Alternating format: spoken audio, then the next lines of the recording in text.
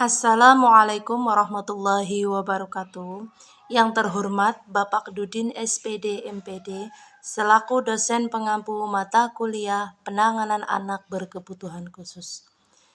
Bertemu lagi dengan saya, Umi Maisaroh, mahasiswa Universitas Terbuka UPBJ Semarang. Kali ini saya akan membahas bagaimana cara mengidentifikasi anak dengan gangguan emosional dan bagaimana cara mengintervensi anak dengan gangguan emosional. Anak dengan gangguan emosi adalah kondisi kesehatan mental anak yang mempengaruhi suasana hati. Gangguan emosional anak yang akan kita bahas adalah 1. Anak dengan gangguan kecemasan, diartikan sebagai pengalaman yang berlebihan dan melemahkan. 2. Anak dengan separation anxiety disorder, menampilkan kecemasan yang berlebihan dan tidak sesuai usianya ketika berpisah dengan orang tua atau sosok terdekat. Yang ketiga adalah fobia.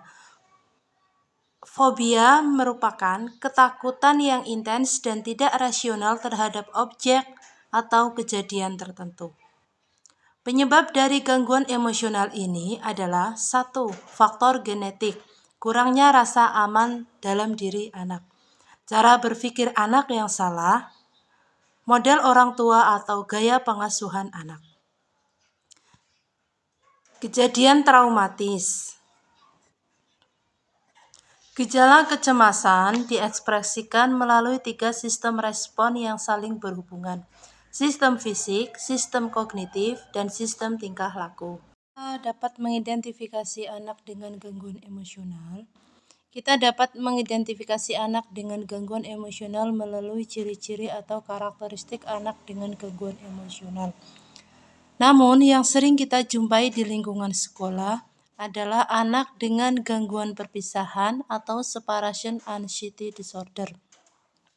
Ciri-ciri utamanya yaitu terdapat distres yang berlebihan ketika berpisah dari rumah atau ketika perpisahan dengan sosok attachment utama terjadi atau diantisipasi akan terjadi.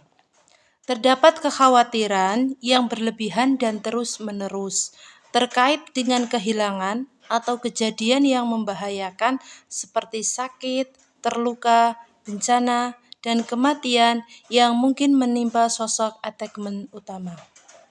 Terdapat kekhawatiran yang terus-menerus bahwa kejadian yang tidak diinginkan akan mengarah pada perpisahan dengan sosok attachment utama.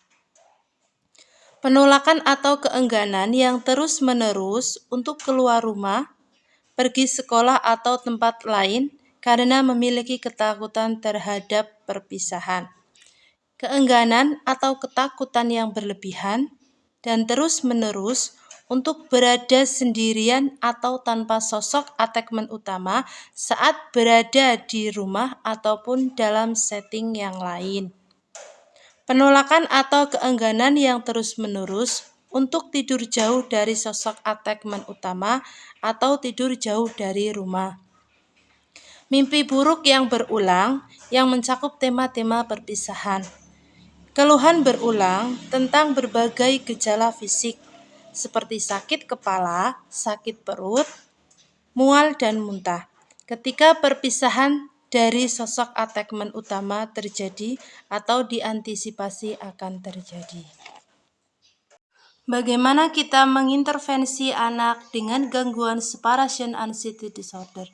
Menurut Masih, Muci, dan Melipedi 2001, terdapat 3 penanganan yang diberikan kepada anak dengan gangguan separation anxiety disorder, yaitu 1.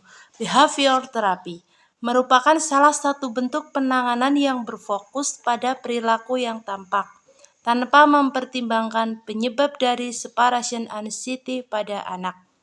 Pada terapi ini, anak diberikan pengalaman berpisah dengan orang tua secara bertahap. Beberapa teknik digunakan dalam terapi ini. Salah satunya adalah penggunaan sistem reward untuk mengubah perilaku anak. Misalnya, mengubah anak yang menolak untuk sekolah menjadi mau untuk sekolah. Yang kedua, cognitive behavior therapy merupakan gabungan antara pendekatan tingkah laku dan terapi kognitif. Dasar dari terapi ini adalah memperbaiki kesalahan anak dalam berpikir.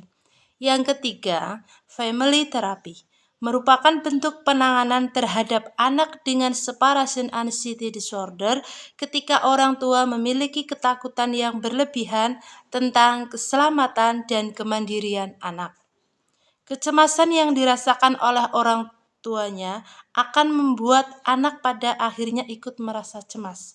Jadi, family therapy dipilih jika kecemasan berpisah yang dirasakan anak disebabkan oleh faktor keluarga. Namun apabila kecemasan yang dialami anak didik belum sampai taraf yang intens, menurut Skiver dan Milman 1971, ada beberapa strategi yang dapat kita lakukan sebagai pendidik TK. 1. Menerima anak dan menenangkan hatinya. Sebagai guru, kita harus bersikap tenang ketika anak berteriak, menangis, berjalan mundar-mandir atau panik.